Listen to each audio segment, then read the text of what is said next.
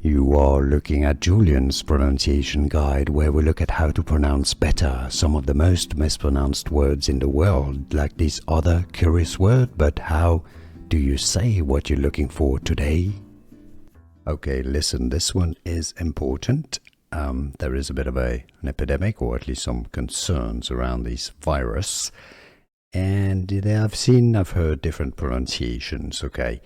Many say it as Oropouche, like it was a French word, maybe somehow, although it is a word that comes from essentially the Caribbean, Trinidad and Tobago, and also South America. It's an Amerindian word originally, and it's pronounced more as Oropouche, okay? So it's not Oropouche virus or Oropouche disease or mosquito. Oropouche.